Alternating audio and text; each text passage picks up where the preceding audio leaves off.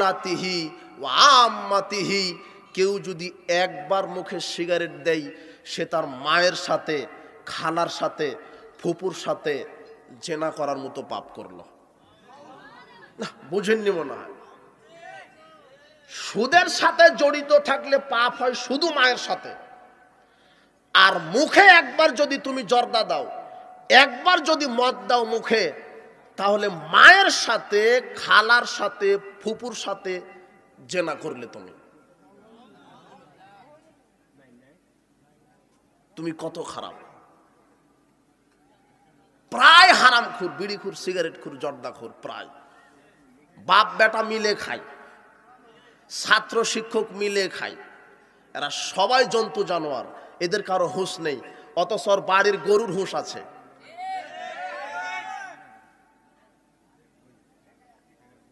তুমি তওবা করো, কোনো দিন সিগারেট, গোল, ইয়াবা সেবন করবা না। বলছিলাম সুদ হারাম। সুদী অর্থনীতির সাথে যারা জড়িত আছে, এই অর্থ দ্বারা যারা জীবিকা নির্বাহ করে, এদের ইবাদতের কোনো নেকি কবুল হবে না। সুদ জাহেলিয়ত, কাজে হারাম উপার্জন থেকে আপনি ফিরে আসেন। আপনাকে একাধিক বক্তব্যে আমরা বলেছিলাম যে 1 টাকা সুদের সাথে জড়িত থাকলে 36 বার মায়ের সাথে জেনা করলে যেই পাপ হয় তার চাইতে বেশি পাপ হয়। তবে পৃথিবীতে আরো একটা আশ্চর্যজনক পাপ আছে, যেই পাপের সাথে জড়িত থাকলে আরো বেশি পাপ হয় সুদের পাপের চাইতে। সেটা কি? সেটা হলো মদ পান করা। মদ কাকে বলে? আল্লাহ সুবহানাহু ওয়া তাআলা বলছেন, ইয়া আইয়ুহাল্লাযীনা আমানু ইন্নামাল খামরু, হে পৃথিবীর বিশ্বাসীগণ, আমি আল্লাহ মাদকতা হারাম করে দিলাম। কোরআন হাদিসে নির্ধারিত কোনো মদের নাম আল্লাহ বলেননি।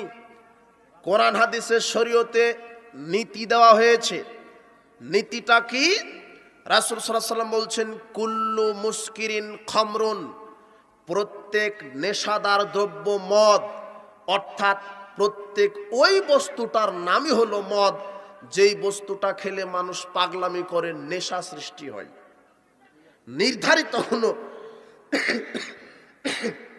বস্তুর নাম নয়, নির্ধারিত কোনো বস্তুর নাম মদ বলা হয়নি।